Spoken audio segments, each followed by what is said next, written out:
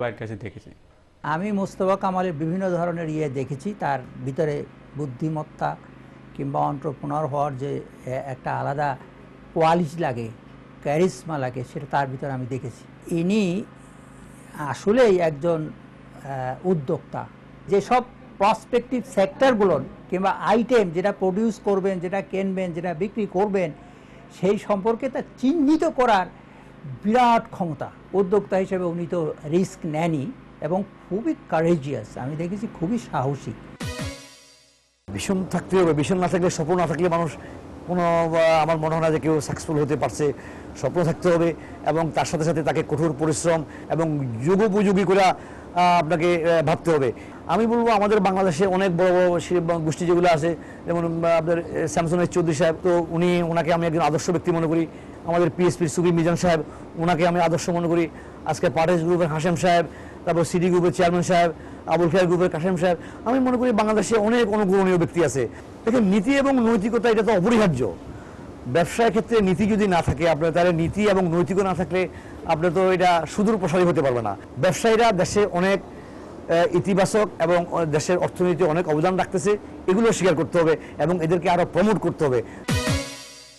Corporate social responsibility and corporate philanthropy, এই দুটা অন্যরা ভাগ করতে জানে না, দুটা মিলিয়ে ফেলে। কিন্তু আমি বলবো কর্পোরেট ফিলান্থ্রপি অনেকে করে, কিন্তু কর্পোরেট সোশ্যাল রেসপন্সিবিলিটিতে সব শিল্পপতির সাথে ওনারও আরেকটু বোধহয় ওনার দেখা উচিত। একটু কর্পোরেট কালচার সম্বন্ধে বাংলাদেশি উদ্যোক্তারা উদাসীন, এই কথার সাথে একমত নয়। আমি বলছি যে কোনো উন্নয়ন আসতে সময় লাগে।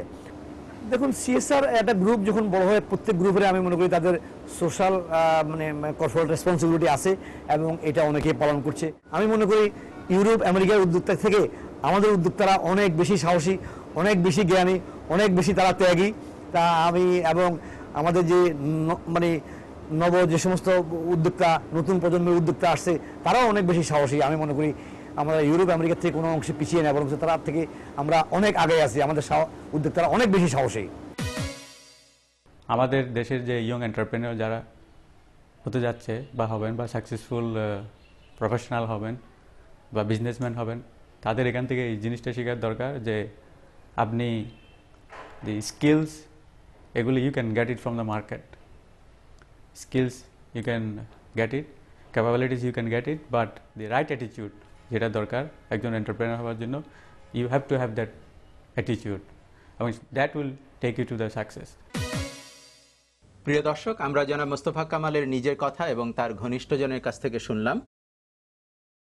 জনাব কাইয়ুম, উদ্যোক্তা হিসাবে জনাব মোস্তফা কামালকে আপনি কিভাবে মূল্যায়ন করবেন? উনি একজন খুবই ভালো উদ্যোক্তা এবং আমি মনে করি এন্টারপ্রেনার হিসাবে ওনার অবশ্যই বিশাল ভূমিকা আছে, যেটা অর্থনৈতিক কাণ্ডকর্মের সঙ্গে জড়িত। আমি মনে করি যে is a very good entrepreneur. জনাব আলমগীর কবির, আপনার মন্তব্য?